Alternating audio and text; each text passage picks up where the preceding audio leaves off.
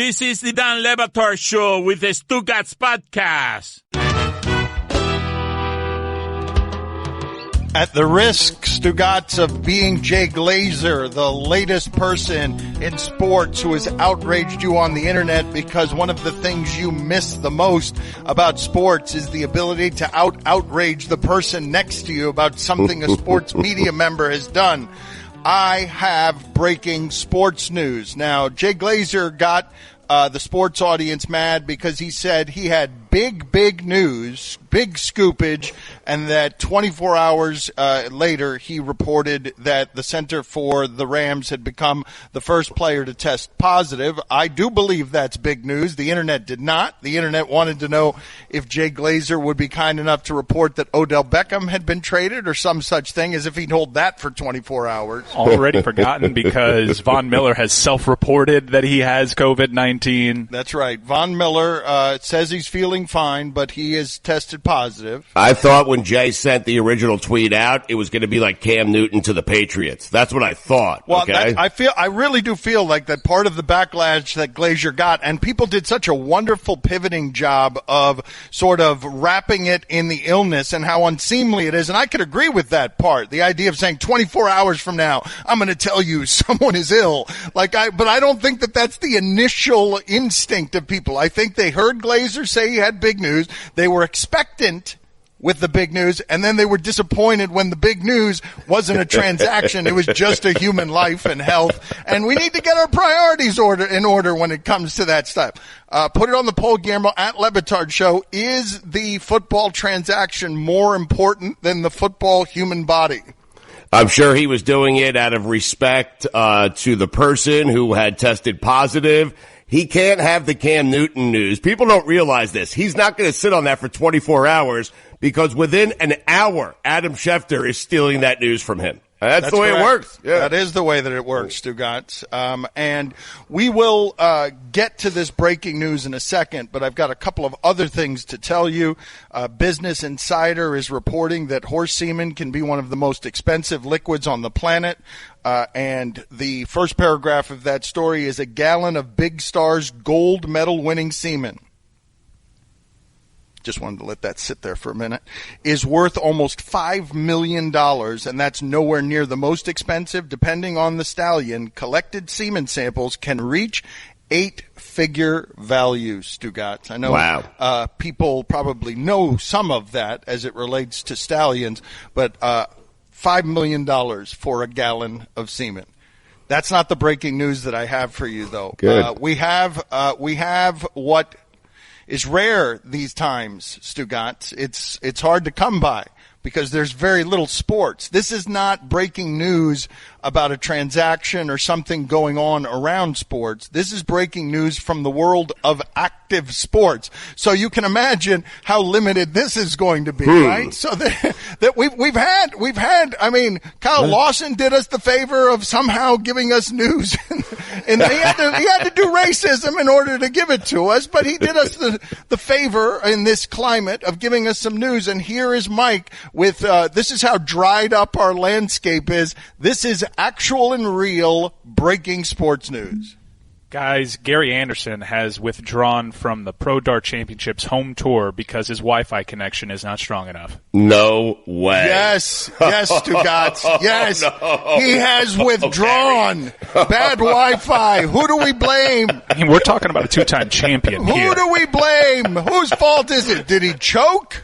So what are they doing? They're just doing darts on Zoom? They're doing darts on remote? Look, we could do horse with technology aiding, so we can certainly play darts, but Gary Anderson, the two-time world champion, is out because of spotty Wi-Fi.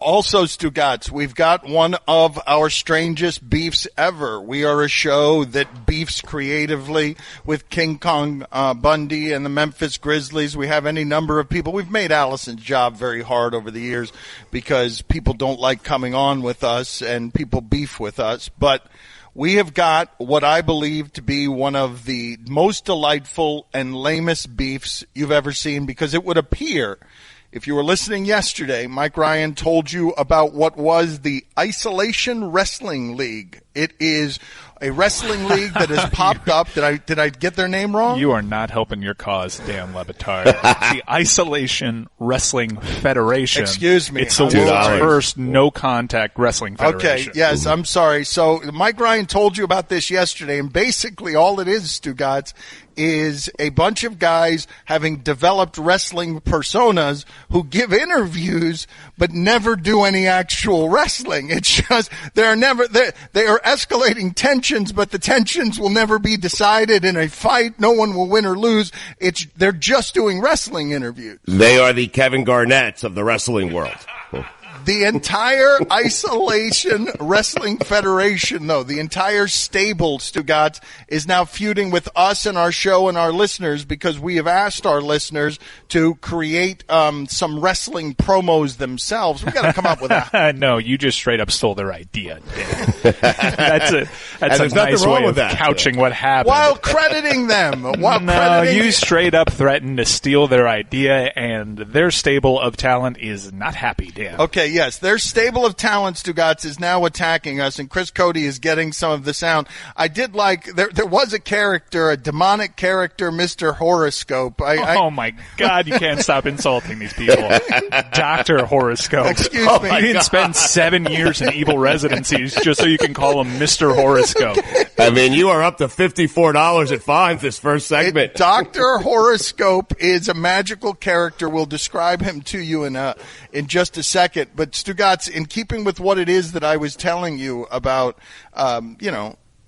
basically in sports, we miss the ability to be more outraged than the next person about something an athlete did or something an athlete said. And today, and this has to be happening to everybody. You get up in the morning and you're like, why is that person trending? Yesterday was Dennis Miller. Dennis Miller went on Hannity for the first time in 3 years, and so that's the thing that's trending that morning. But I'm guessing that most people at this point, if you see somebody trending, you think they've died. At Le Batard Show, put this on the poll, Guillermo, at Le Batard Show. When you see somebody trending, do you immediately worry that they've died? But today, it was Richard Dawson.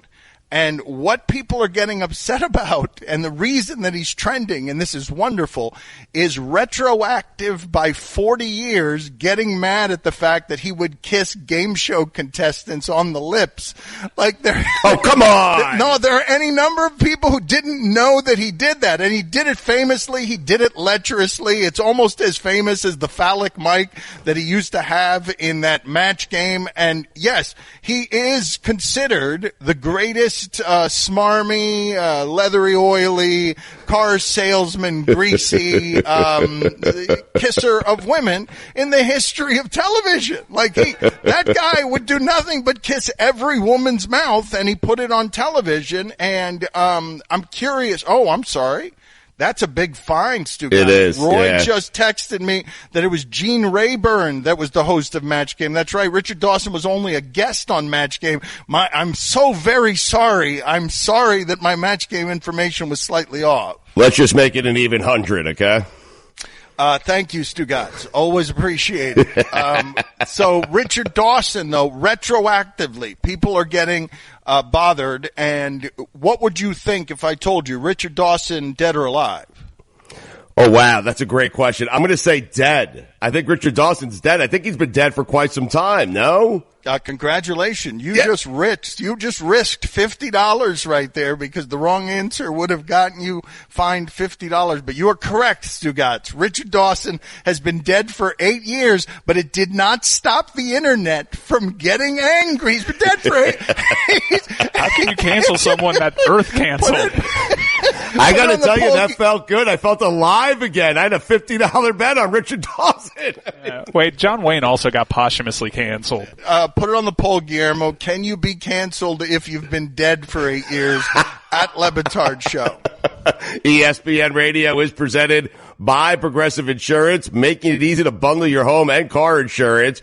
Will Oregon guard Sabrina Ionescu go number one? Tune in to find out. The WNBA draft tonight, 7 Eastern, on ESPN and the ESPN app. Here's your SportsCenter update. Von Miller has announced that he has tested positive for the coronavirus. He's the second active NFL player to publicly admit to a positive result. Mike Conley defeated Zach LaVine to win the final round of the NBA Horse Challenge. Conley's victory netted more than $200,000 in support of coronavirus response efforts. SportsCenter is brought to you by Advance Auto Parts. Think ahead, think advance. At any time, 1 in 4 batteries is about to fail. Get a free battery test and free installation with any automotive battery purchase only at Advance Auto Parts. For all the latest headlines and information, tune in to SportsCenter on ESPN Radio all throughout the day. ESPN Radio, excuse me. Whoa. Haven't had one of those in a while. Fought through it. Kind of. I owe you $5. ESPN Radio is presented by Progressive Insurance. Missing basketball? Tune in tomorrow night for an NBA Classic. Game 6 of the 2019 NBA Finals between the Raptors and the Warriors. Presented by AutoZone. Coverage begins at 8 p.m. Eastern on ESPN Radio and the ESPN app. We're expecting to have Greg Norman here in just a minute. Here's your SportsCenter update. Von Miller has announced that he has tested positive for the coronavirus. He's the second active NFL player to publicly admit to a positive result. Mike Conley defeated Zach LaVine to win the final round of the NBA Horse Challenge. Conley's victory netted more than $200,000 in support of coronavirus response efforts. And finally, documentary streaming service Magellan TV said it is seeking someone with a passion for all things true crime to document their 24-hour all-night crime watch on their social media channels. The chosen candidates will receive $1,000 and be given a pre-selected list of true crime documentaries to watch in a 24-hour period. The selected person will also receive a free year subscription to Magellan TV. SportsCenter brought to you by Blue Emu. From one of America's most trusted brands comes a new maximum strength arthritis pain relief cream. Blue Emu Maximum Arthritis Pain Relief is non-greasy, deep penetrating, and odor-free. Don't let joint pain strike you out. Reach for Blue Emu Maximum Arthritis Cream. For all the latest headlines and information, tune in to SportsCenter on ESPN Radio all throughout the day. All right, so our friend Greg Norman is back. He lives life much bigger than you or us, doing all sorts of amazing jaunts around the world, adventures, dangerous, perilous things, and we've asked him about a lot of that. And we haven't asked him a lot about golf, but I'd like to keep the questions a little looser this time. So thank you again for joining us, Greg. I imagine you are someone who has been to a nude beach. I don't know why I imagine that, but it's just something I think has happened. So yes, I have been to a nude beach. For sure. Okay. And do you I chuckle because that is a great first question of the Friday to TGIF guys. Do you partake liberally in the nude beach? Will you go more than once? And because we've never had someone on our show admit to going to the nude beach and going nude to the nude beach. Well, I have been nude. I wouldn't say at a nude beach. I would say I have been nude in certain areas, at public areas, because you feel comfortable doing it. And, I got on the ESPN body issue for that reason, right? If you feel comfortable in your own skin, go for it. Why not? Is that the reason? That's right, because you got into the body issue at what age? At 63, 64? Yeah, 60. Yeah, I think it was 63, 64. Yeah, exactly. So look, it was one of the funnest shoots I've ever done too, guys. Quite honestly, we had an enormous crew, but the photographer's just phenomenal. His team people around were phenomenal, and at the end of the day, you got to feel very comfortable. It's like getting out of the shower in front of your wife. You're going to walk around, no big deal. You've seen one, you've seen them all. Well, who's the guy, though, in the history of your career playing golf, who's the guy that you're like, that guy's a little too comfortable wandering around the clubhouse and the locker room totally nude? Because I've got Craig Stadler. I think the Walrus. Yeah, I think it's Stadler. He's got no problem wandering around naked. Am I wrong? No, look, I've seen a lot of ugliness in the locker room for sure, but I've also seen a lot of studs as well, too. So it's always interesting. The guys you think might be, how could I put this correctly, well endowed, probably is not as well endowed as what you think, and they're the ones who wear a cowl all the time. I wasn't really talking about endowment. I was just sort of talking about personality types in the locker room. Did you have many, Greg? In your career, did you have many guys that you just simply didn't like? You might have been professional with them, but you didn't want to be around them at all. Sure, absolutely. Chemistry, whether it's on the golf course or off the golf course, the topic of conversations, your point of views, absolutely you have that. And there's nothing wrong with that, right? Opinions are like everybody's got one, so you got to respect it. So, the tough one was on the golf course when you teed it up and you're with somebody who you knew didn't like you and you didn't like them. Now you got to cocoon yourself for 4.5, 5 hours during the day to make sure you keep your concentration and focus. But, that didn't happen that often. Maybe there was not even a handful of guys that you wouldn't want to tee up against or play because of their attitude and their demeanor and stuff like that. So it had happened, but it wasn't that often. Can you name one of them? Just one. Just one. No, I cannot, actually. Oh, I thought he was there. Guy, he was so close. I don't want to roll anybody under the bus. He was so close, Stugotz. Almost. You almost got him. I was. You nearly got me there. He was right there. He was going to tell us. Greg, you're doing an all-in challenge. 100% of the money raised is going to benefit organizations providing food to those in need. It's one of the best charity type of things you could do right now, food for those in need. What's the challenge that you're doing? Visit allinchallenge.com if you want more information. Which one are you doing, Greg? Yeah, no, that is a great cause. Thanks for bringing it up, guys. I think at the end of the day, we all want to help in whatever way we can, but you can only help with other people helping us. So, giving out time is it's not an easy thing. But we completely understand what the outcome is. And this one is a really good one, making sure, no kid goes hungry, for example, or Meals on Wheels. There are a couple of others on the round, but Central Kitchen of America. But, my deal is, playing 18 holes with me at Medalist Golf Club in South Florida with 3 friends, male or female.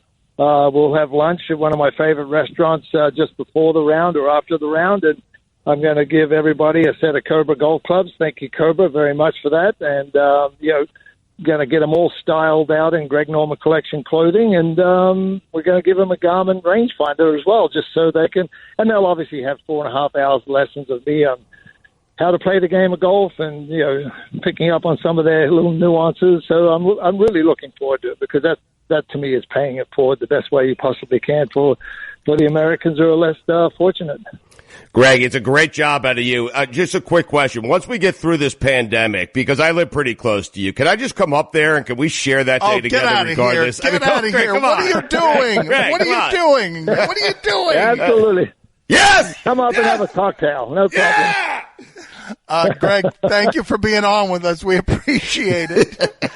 Thanks, guys. TGIF, have a great weekend. Be safe and be smart, everybody. Stay healthy. Talk to you Monday. Sir. Stugotz parlays something else about this radio show into his own personal selfish success again next. An auto policy from State Farm gets you collision coverage. And this radio ad from State Farm gets you coverage of this beloved 90s hit. I hit a car. I hit a car. I hit a car.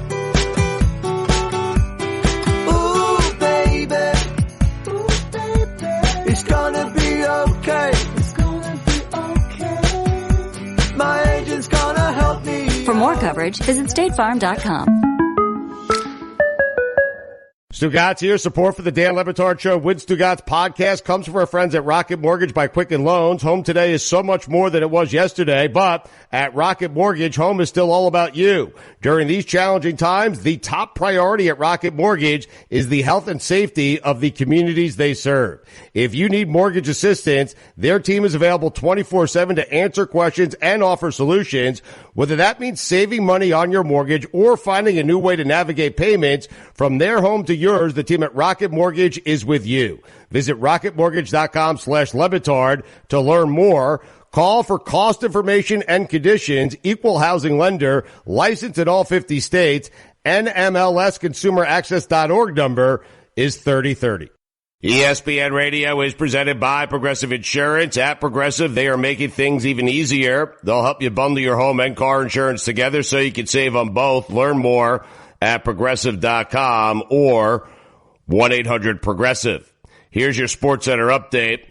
Bubba Wallace, NASCAR's lone black driver, says that Kyle Larson deserves a second chance after he was caught using the N-word during a NASCAR iRacing virtual event. The PGA Tour has revised its schedule and is targeting a June 11th return at the Charles Schwab Challenge in Texas. Got golf back, Mike. And finally, there's a mushroom that grows in the wild and tastes like fried chicken. Its name is Laetoporus. I have no idea if that's the name. I did my best there. But it tastes like fried chicken. SportsCenter is brought to you by Advance Auto Parts. Think ahead, think advance. At any time, 1 in 4 batteries is about to fail. Get a free battery test and free installation with any automotive battery purchase only at Advance Auto Parts. For all the latest headlines and information, tune in to SportsCenter on ESPN Radio all throughout the day. Guillermo, put it on the poll, please. Is NASCAR the single least surprising place to find the N-word in the world?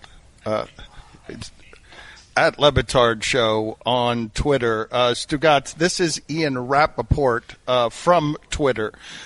He is saying, I had a GM tell me the media is wronger about mock drafts this year than you guys have ever been. Point being, players are going to be taken in places no one expects. He is saying the media is wronger about mock drafts this year than you have ever been. How wronger, Stugotz? How much wronger are they? Is there a problem with that? I mean, listen, it's going to be weird because it's being done online. There's no war room, which I don't like. I mean, things are going to get botched up. I am concerned. I don't trust Adam Gase and his ability to use technology. I mean, he might want Judy, but end up taking a center. Oh, this whole thing is going to be crazy. I think the big questions are the quarterbacks because no one knows what to do or Dua with Tua, and no one knows what to do there. And I think that's the big question. Do the Dolphins take him? Does the team trade up and get him? Does Justin Herbert go ahead of schedule? Does Jordan Love? And that's what makes the draft exciting, Dan. That's why me and Mike love it every single year because we pour over these mock drafts, and usually, for the most part, I say this respectfully, they're not accurate or right. They're just not. That's the beauty of the draft, you know? Why did you need to say that respectfully? Well, you know, I love Mel and I love McShay, and I know they're doing the best they can, and they just do it the way they see it. They're ranking these players in order, and if they were in charge of the teams, they would take X, Y, and Z.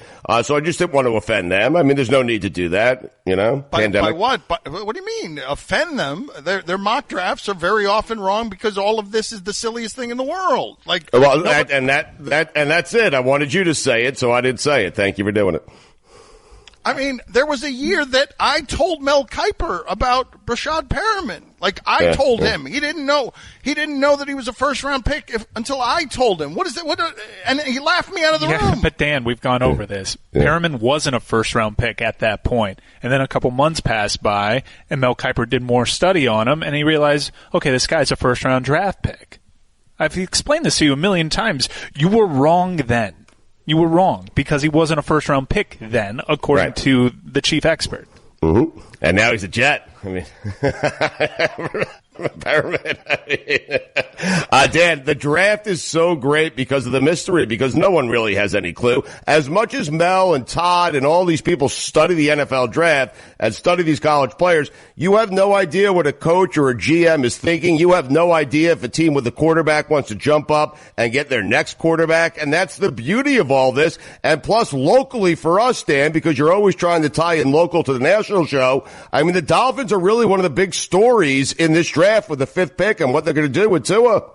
Stugotz, I laid the minus 130. I think the Dolphins finally do the right thing. I was talking myself into, man, they're going to do this Herbert thing and really anger their fan base once again. No, this has been the storyline for a year and a half. Tua to the Dolphins, minus 130. Let's go. Wait a minute, though. You bet earlier that Justin Herbert. I had him going after pick 5, Dan. The Dolphins are slotted at pick 5, so I found my over the last few days. Remember earlier in the week I told you, man, self quarantine's got me really bumming on this year's draft because this is a communal experience for me. excitement has been ratcheted up. Every time someone presses on a keyboard, I am either winning or losing money. It's one of the saddest things. It's one of the saddest things I've ever heard. It really is. Let's update our poll. Let's update rather our looks like tournament. The East Region round 2. We want to send you into the weekend. We want to be able to come back with a Sweet 16 here and just get this pared down. So here are all the remaining teams playing against each other in our looks like tournament. East Region round 2. This is the completion of round 2, and you can vote on these games all weekend at Le Batard. It is not the completion of round 2. We have more to go. So really? Yeah, yes. We've only done one region in round 2 so far this week, and there's 4 total regions. So let's get cracking. All right, let's start with number 1, the 1 seed, Les Miles. What does he look like? Les Miles looks like he orders agua instead of water at a Mexican restaurant, then looks around the table with a self-satisfied grin. I thought that was too high a ranking for Les Miles. It was good, but I didn't think this deserved to be a 1 seed. So Les Miles is facing number 9, Randy Scott. Randy Scott, the SportsCenter anchor, represented by? Randy Scott looks like he calls his father-in-law Dad. This is really the Cinderella of the region, pulling off a modest 9/8 upset. Everything else in this region is chalk. Sam Darnold, a 5 seed. Sam Darnold is represented by? Sam Darnold looks like, it's no big deal, officer. My dad's the mayor, and it's just a little bit of weed. I think Sam Darnold is about to lose, though, because I think our audience is going to vote for Mina Kimes at Le Batard Show. What is Mina Kimes represented by? Mina Kimes looks like a senator's young assistant, hurriedly walking behind him, carrying a stack of documents and constantly whispering into the senator's ear, "Your next meeting starts in 5." That's so good. It is a good one. It might come out of that bracket. I mean, it really might. Number 6, Gardner Minshew. You think it's going to get past Gardner Minshew? Let's hear what Gardner Minshew looks like. Gardner Minshew looks like an Iowa State trooper who's just been placed on administrative leave for shooting his weapon at traffic signs. I mean, it is really good. Did you see what Leonard Fournette said, though? Did you see what Leonard Fournette just said about you basically can't get in trouble? It's almost impossible. Well, I guess Kyle Larson did it, but it's almost impossible to get in trouble when everyone is away. But Leonard Fournette did an interview, and he said he'd rather have Cam Newton than Gardner Minshew. What's wrong with that? Why would he get in trouble for saying that? Who would rather have Cam Newton? I understand, because it's his quarterback, though. Gardner Minshew is his quarterback. He shares a locker room with him. Then Leonard Fournette has been through so many quarterbacks in like 3+ seasons in the NFL, 3 to 4 seasons, I think. He's been through Nick Foles. He's been through Bortles. He's been through Minshew. He wants a guy who's going to be there for a while, and I'm good with that. There's no reason to get mad at him for saying that, man. I must admit, anytime Leonard Fournette goes live on Instagram, I tune in because he's going to say something. He's one of those guys. So Gardner Minshew, a 6 seed, is facing Jim Harbaugh, a 3 seed, represented by? Jim Harbaugh looks like he makes the family sing Happy Birthday to America on the 4th of July before anyone can begin eating. Yeah, it's really good. I'm going to vote for that until it gets through to the Final Four. I'm sorry. It's really good. This one is one of my favorites, too, because it forces you to envision this person nude. But Mike Leach is a 7 seed, and go ahead, and what does Mike Leach look like? Mike Leach looks like he's not surprised to be waking up naked inside a crop circle again. Stugotz, this is what I'm telling you, okay? I don't think anyone in the history of sports more looks like they've just gotten up naked from a hard night than Mike Leach. Like, whether it's a crop circle or the floor or the bed, while he's walking the sidelines, he looks like that person that you can envision. He just got up and he was naked seconds ago. Tell me I'm wrong. I think you're right. No, you're not. I can't tell you you're wrong because you're right. So Mike Leach faces Trey Wingo. Trey Wingo is a 2 seed, represented by? Trey Wingo looks like the guy who pushes women and children out of his way to save himself, only to turn the corner and get crushed by the foot of the giant monster everyone is running from. So we've got one more region done after that. You're voting at Le Batard Show. If you missed any of our interviews, check them out on demand in the Dan Le Batard Show podcast, brought to you by the Capital One Quicksilver Card, earning unlimited 1.5% cash back on every purchase everywhere. Capital One, what's in your wallet? Dan, it's time for Straight Talk. It is brought to you by Straight Talk Wireless. Guillermo, put it on the poll, please. Do you throw your wet hotel towel on the hotel floor? Yes or no? I want to play some Greg McElroy sound for you, Stugotz. Get your thoughts here. Here is what Greg McElroy is saying about the idea of playing college football games without fans, Stugotz, because it's a fairly ridiculous thing to do for a lot of reasons, no matter how much the people listening here want their college football. Darren Ravel is reporting that ticket revenue is 75% of the money for college football. It's 15% of the money for the NFL. That's why it doesn't pay for college to play without a crowd, and it does pay for the NFL to play anyway. So ticket revenue is 75% of college football's money, according to Darren Ravel. So the only reason you would be furthering the injustice of endangering the health of young people for no money is to put them in even more dangerous way in order to get your ticket money.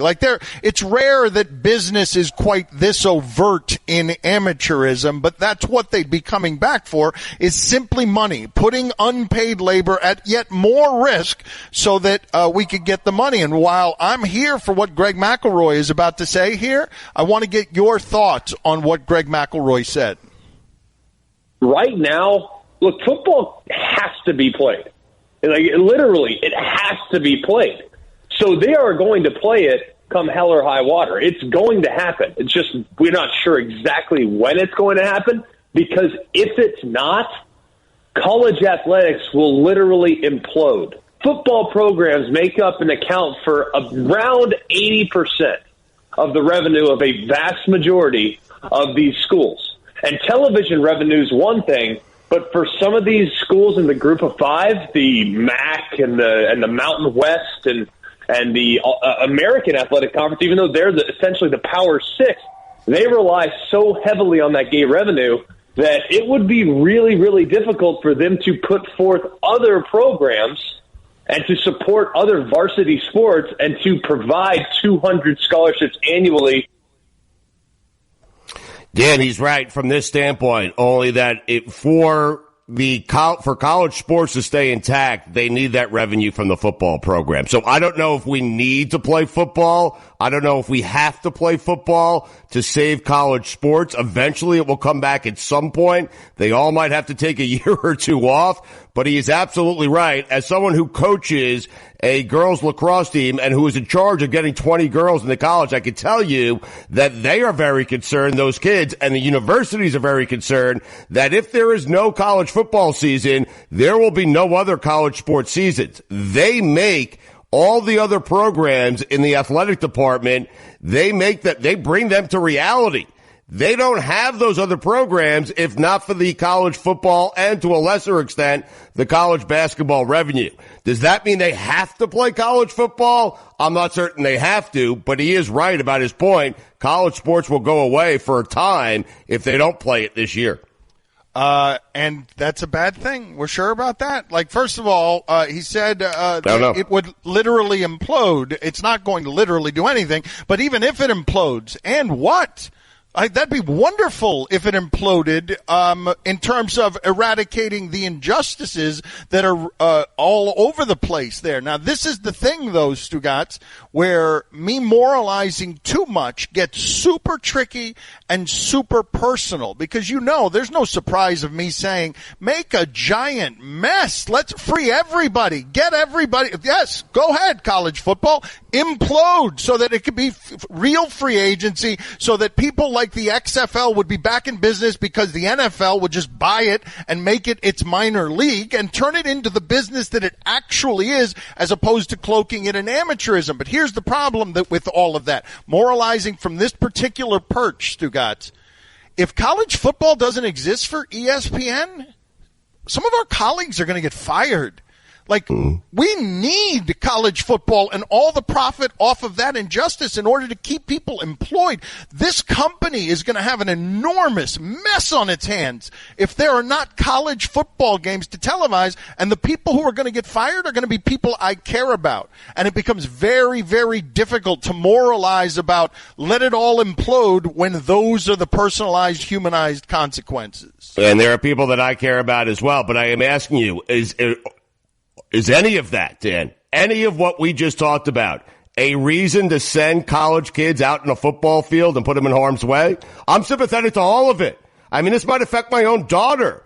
But are these reasons to put college kids out on a football field and have them play football so they can save ESPN, they can save jobs, they're not getting paid, and so they can save my daughter's college experience? I don't know. Our states can't agree on this. Our states can't agree on what is more valuable, money or human life, money or health, money or risk. And it's offensive to the people who care about humans, who care about the risk, to say, stop making it about money. But California's not making it about money. They're making it about health and human life. Florida's making it about money. Florida wants to get its economy open. And so, this is the moral conundrum throughout sports, throughout politics.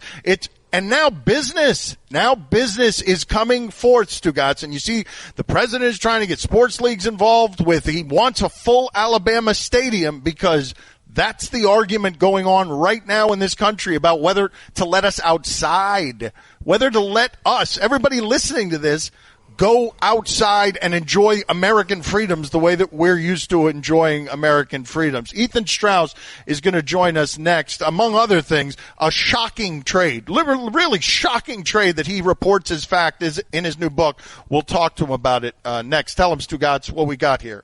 That is Straight Talk. It is brought to you by Straight Talk Wireless. Everything for less, only at Walmart. ESPN Radio is presented by Progressive Insurance. Ethan Strauss going to join us in just a minute here. Has a book out about the Warriors. Here's your SportsCenter update. Bubba Wallace, NASCAR's lone black driver, says that Kyle Larson deserves a second chance after he was caught using the N-word during a NASCAR iRacing virtual event. The PGA Tour has revised its schedule and is targeting a June 11th return at the Charles Schwab Challenge in Texas.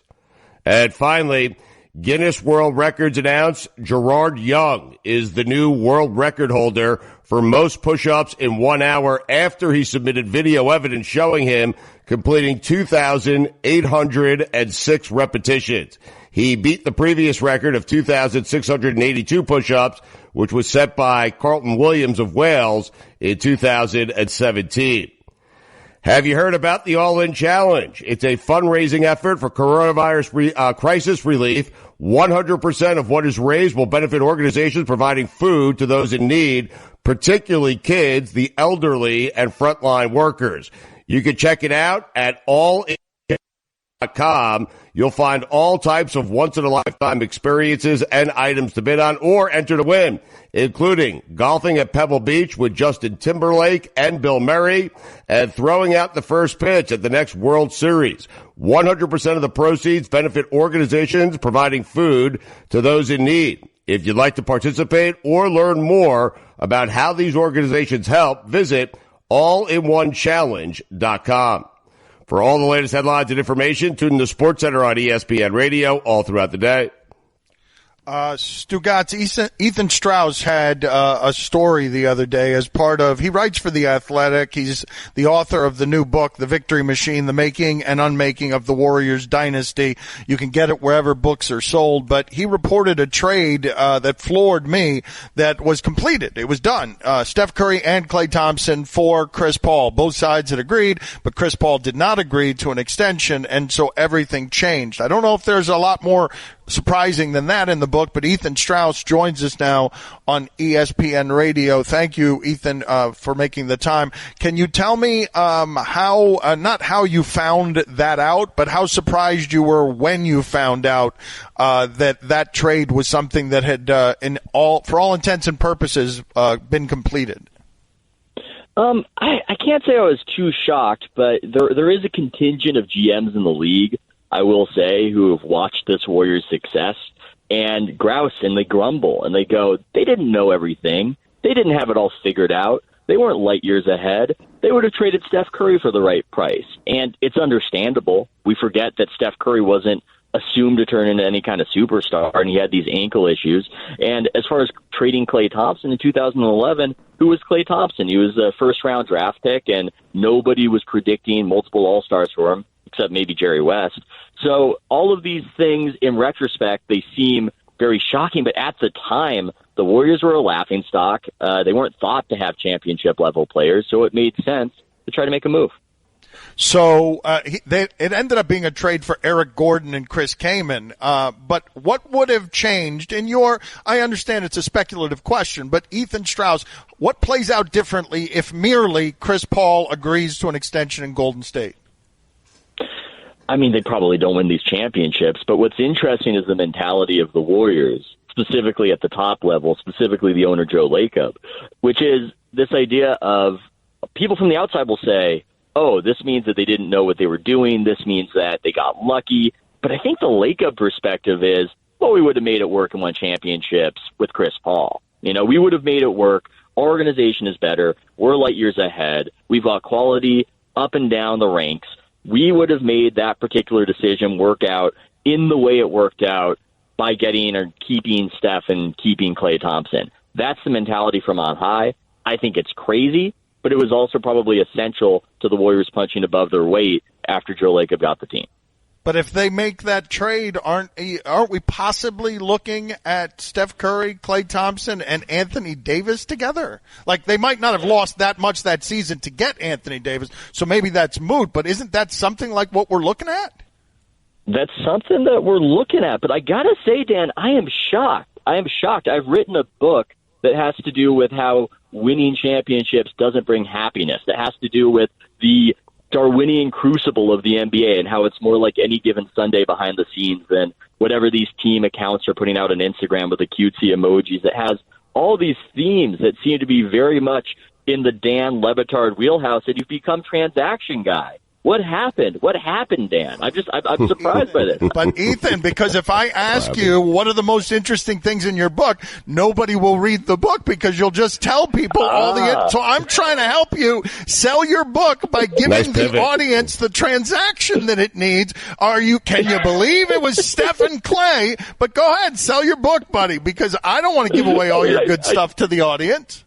I have given away a little excerpt out there where KD at a shoot-around is screaming at me, "You don't know what makes me happy," in front of the other media members. I mean, that's potentially interesting, I suppose. That's something to discuss that's out there. I've already given that part away, so that wouldn't be that's still worth discussing, I think. I'm interested in why you sat on some of this news for so long for the book, because that's my kind of journalism. I'm proud of you if your answer is yes, Ethan. I heard you guys talking about that, and I have to say I was touched. I didn't know that you guys knew that you were trying to manipulate me for years to give away news that I shouldn't give, and that you noticed it. I was like, oh, they noticed. They really noticed the dynamic that I noticed. He writes for The Athletic. He's the author of a new book, The Victory Machine, The Making and Unmaking of the Warriors Dynasty. What are some of the new reported details in there that the audience will find interesting? The new reported details in the entire book? You didn't read the copy I sent you over digital, did you, Dan? I think this is. I'm going to assume that, number one. No, well, hold on. I heard from your publicist. You've got one of those now, and I told your publicist, yes, please send me the copy of the book that you would like me to hear, and I am still waiting for that. Ethan Strauss. Oh my God, man with a publicist under the bus. Especially coming from Dan, there's a very good chance this is in some sort of folder and he has no idea how to access it. It's okay. You should have gotten a copy earlier, but the whole shelter in place screwed things up. But yeah, I mean, there are a lot of reported details in there about how they formed the team. You get a lot of behind the scenes of how they drafted guys and the dynamics between Lacob and Kerr and obviously KD. And I think you get a good picture of how the players were just trying to keep KD happy enough to win a championship in that final season. And they knew he was gone. I mean, that's clear. They knew that he was gone. It was not a shock as to what happened. That's indeed why Draymond and him were yelling at each other in that game back in the fall. But their perspective as players was, can we make sure he doesn't float away and we can have this, if you want to call it that, last dance, I guess, like the Bulls had. The Warriors, like the Chicago Bulls, knew it was coming to an end and were trying to make the most of it. And they came really close, but for the injuries. What was the worst of it between Draymond and Durant? Did we see it, or was it a great deal worse than that? I think we saw it. I think that was the inflection point. It was building to that level. I think Draymond probably felt, I'm not going to tiptoe around this just because everybody is tiptoeing around it. But in the NBA, the superstar gets what he wants. In the NBA, you have to do whatever you need to do to make the superstar happy. When KD got mad at me and yelled at me in the press conference, the players afterwards, when I was in the locker room, were trying to get me to apologize to him because from their perspective, that's what you got to do. That's what they thought. I didn't think I really needed to do that. Yeah, it's good when superstars aren't mad at you and they can give you more details, but I didn't think it was essential. But their perspective being within the NBA is the superstar needs to be apologized to. I think Andre Iguodala said to me, man, you married, I'm married. Sometimes you just got to apologize for some stuff you didn't even do. And that's the perspective on how to handle a superstar. Do it every day. Ethan, I'm wondering, how do you think history will remember Kevin Durant? How are we going to look back at Kevin Durant's career? Yeah, that's a fascinating question. We're probably going to underrate him because he wants so badly for us to rate him properly. We do something as human beings where if we can tell that you want the love, we're not going to give you the love. If you're secure and you feel like you don't need it, like Klay Thompson, we're going to give you all the adulation. And so that's the paradox that KD is trapped in. And we've got this other weird element that I like to talk about, which is with NBA teams, we like to focus on the fall of the dynasty more so than the rise after it's over. David Halberstam's book on the Blazers, it's not about them winning the championship. It's about what happens afterwards.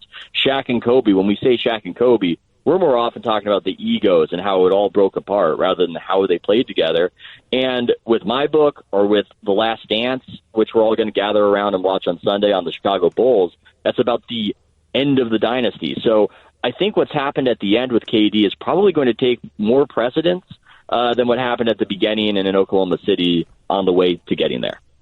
The Victory Machine, the making and unmaking of the Warriors dynasty. Get it wherever books are sold. Ethan, thank you for being on with us. We appreciate it, sir.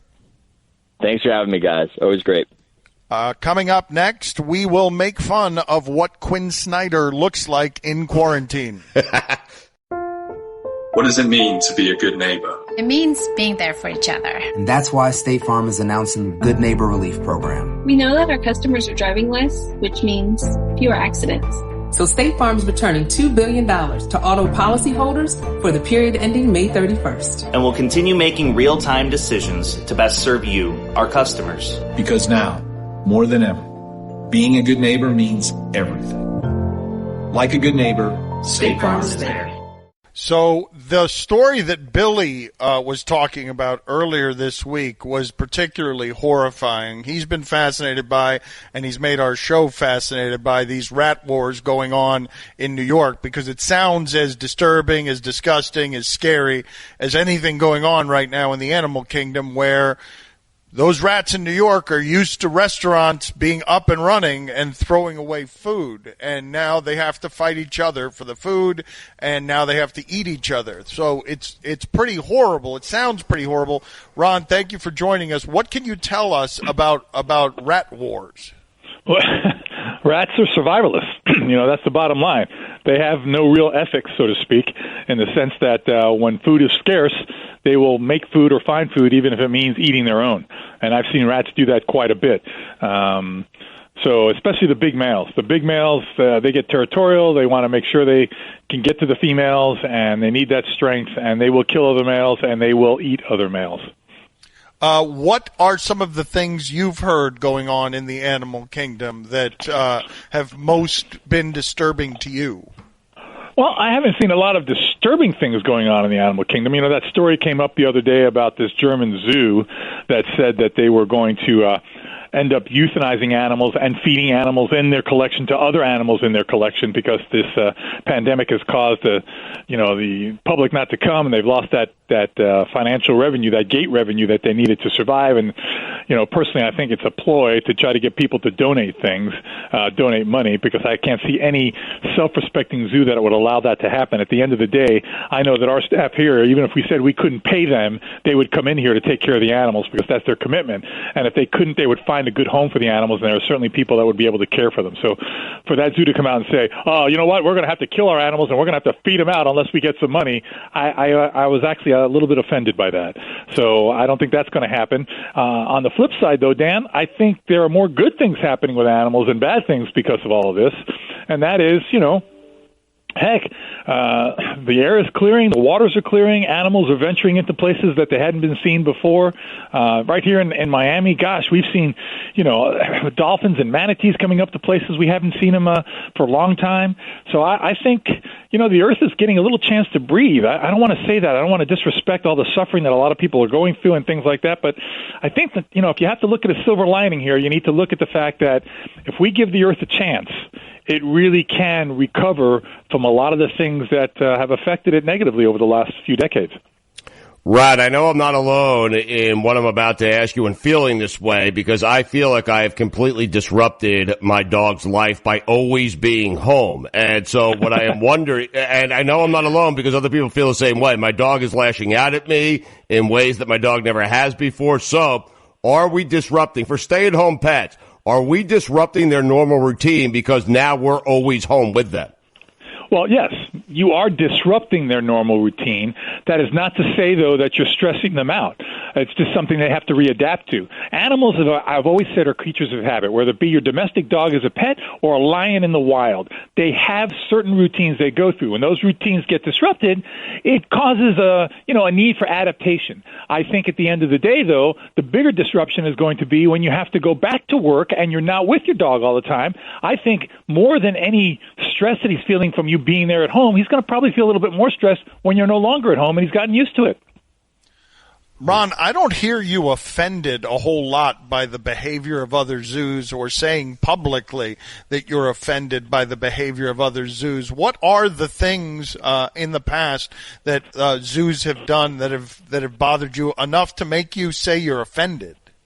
Well, not that I'm offended. I take issue, Dan, with zoos spending millions of dollars on new exhibits, bricks and mortar, all kinds of technology. We're talking millions of dollars they spend on these things, and they don't allocate a percentage of that money to go to protect that particular animal they're planning to put on that exhibit in the wild. I've said this publicly many times. I've worked at this zoo for 40 years, Dan. I understand the value of zoos. I wouldn't be doing what I do today had it not been when I went to the Bronx Zoo as a young boy and I made a connection with animals there that wouldn't have been possible otherwise. But having said that, zoos cannot continue to build these multi-million-dollar exhibits if they're not going to really allocate serious money to protecting those animals in the wild. Because at the end of the day, it's going to be tremendously sad if the zoo is the last place you can see the animal. So zoos, if they're going to be building these things, they need to allocate money to protect those animals in the wild. Otherwise, it's hypocrisy. That's what offends me. It offends me when I see millions of dollars going into an exhibit, and let's say they build an exhibit for, cheetahs, okay? How much money did they actually donate to cheetah conservation in the wild? I need to know that, and it better be something significant. Otherwise, this thing about, we're educating. No, it needs to be more than that.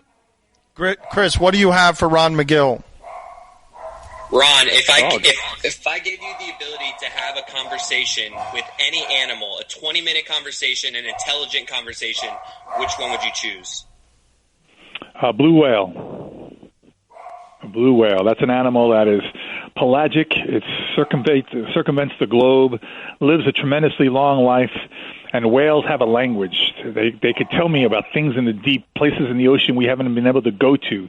I think they have an incredible intelligence, and it's just a matter of trying to interpret that language. So a blue whale would be the animal I'd like to have a conversation with for 20 minutes. Roy, what do you have for Ron Magill, Roy? Ron, a flamingo managed to escape a zoo in Europe. How are zoos handling the recovery of escaped animals, and what are they doing about the introduction of new animals during this pandemic? Well, assuming this is a normal flamingo, my guess is going to be that it is going to end up back at the zoo with the rest of the flock. These animals are so bonded to the rest of a flock that some zoos actually, in their flock of flamingos, only clip the wings of just a few of the flamingos because the flock, the strength of maintaining the flock is so strong that even when a bird flies away, it comes back because they depend on each other that way. So more often than not, when a bird like a flamingo flies away, it will come back as long as the rest of the flock is in the zoo. Now, I have not heard about animals getting out of zoos. This is not something I've heard as a result of this pandemic.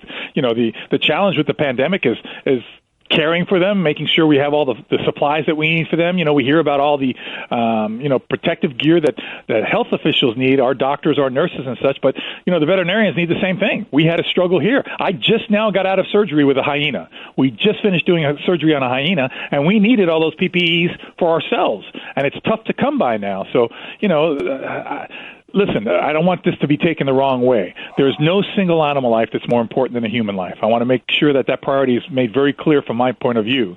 But having said that, we do have an obligation to take care of these animals under our care, and we are facing some of the same challenges in getting some of the equipment that we need to have. Guillermo, can you put it on the poll, please? Did you think when you woke up this morning that you would be hearing the sentence, "I just came out of surgery with a hyena"?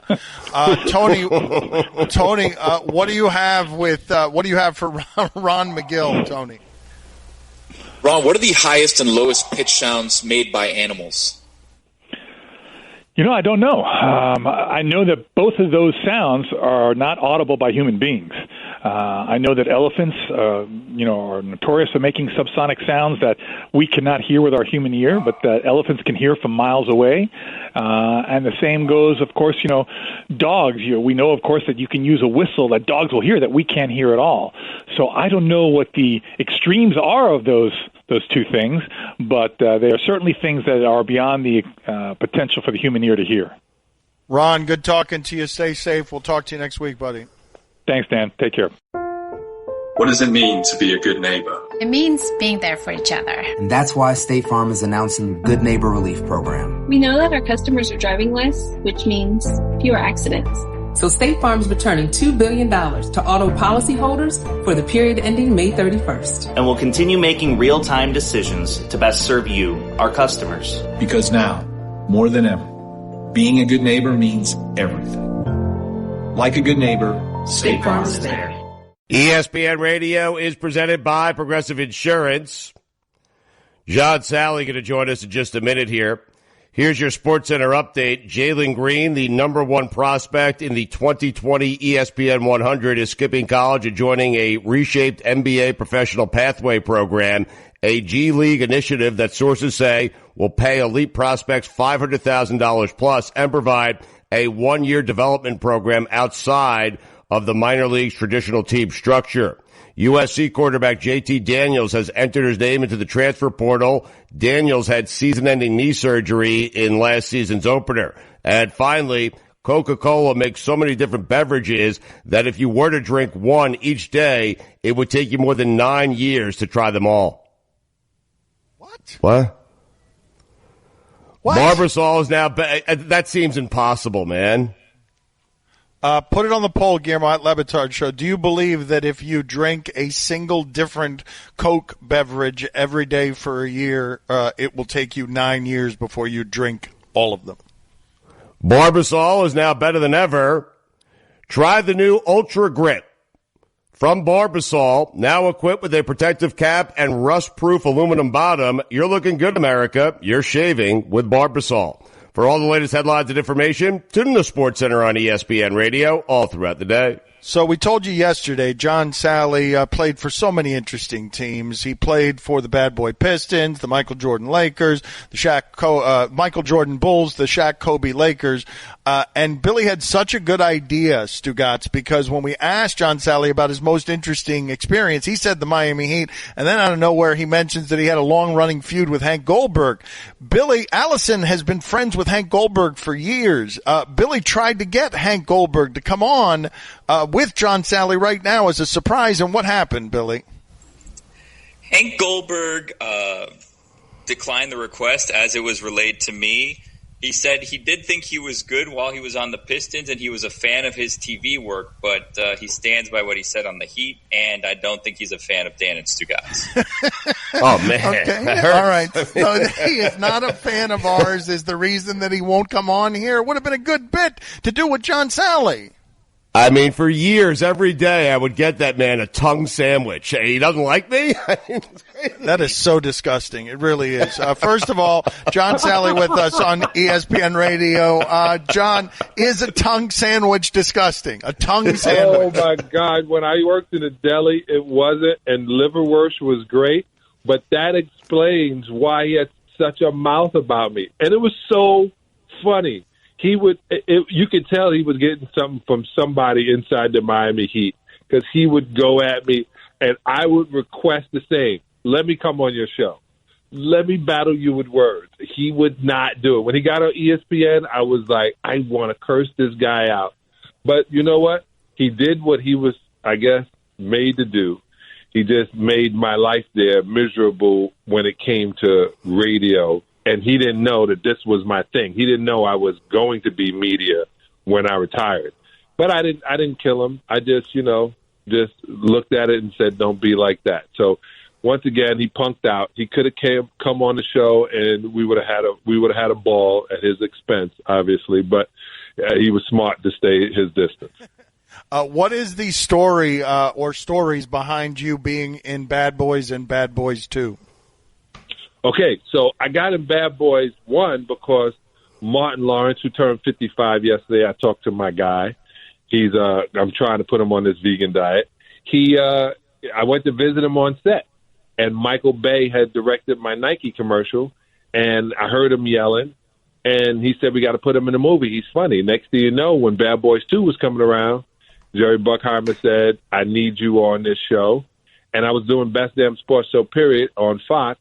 So I was doing via satellite from Miami, and it was great. Right now I'm on a new series called LA's Finest on Spectrum TV, which is Gabrielle Union and Jessica Alba. It's the TV version of Bad Boy, two bad girls in L.A., and I play Fletcher in that role because, you see, Bad Boys 3 had a whole different crew, and they only brought 3 people back. But to me, it was the best thing I could have ever done. I was lucky.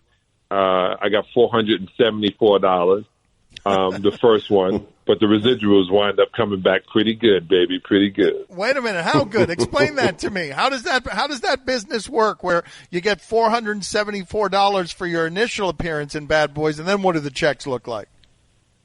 I wind up making $72,000 after it was said and done just from Bad Boys 1. And I made more than that with Bad Boys 2 because my salary went from $470 for the first one to $20,000 for the second one for a week of work.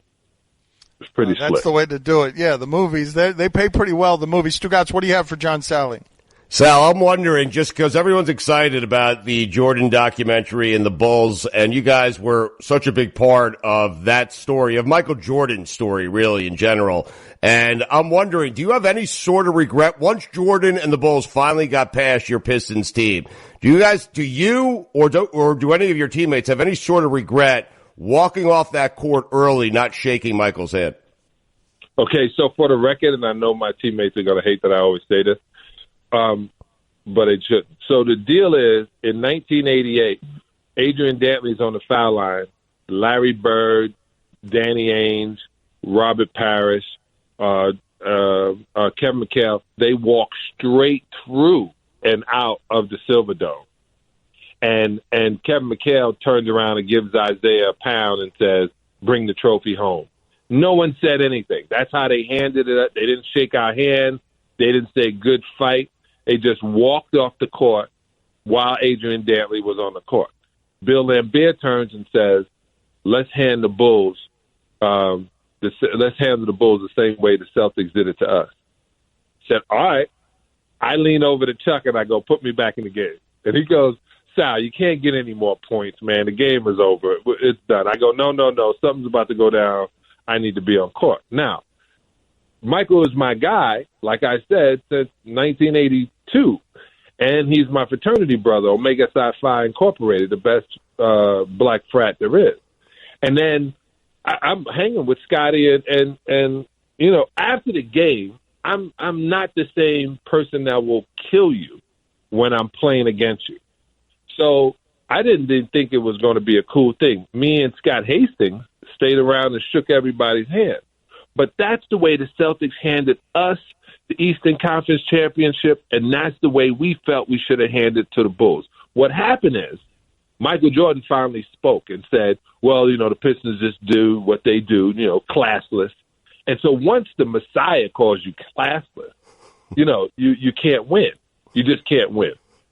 Plus, but wait a minute, you broke ranks? You broke ranks? I didn't know you broke ranks and you were shaking hands out there. I love that Stugotz has trapped you in a corner, got you 40 years later here where he's able to hammer you. Right. Like, how did so wait a minute. So you screwed it up. No, let me tell you, man, I don't in any part of my life, I don't do shady stuff. I don't care what it is, man. I don't do shady. I'm not shady. Good people bring good people. And it proved it. Hank Goldberg. Let's go back to Hank. If I didn't mention his name yesterday, no one would remember the guy even ate some sandwiches.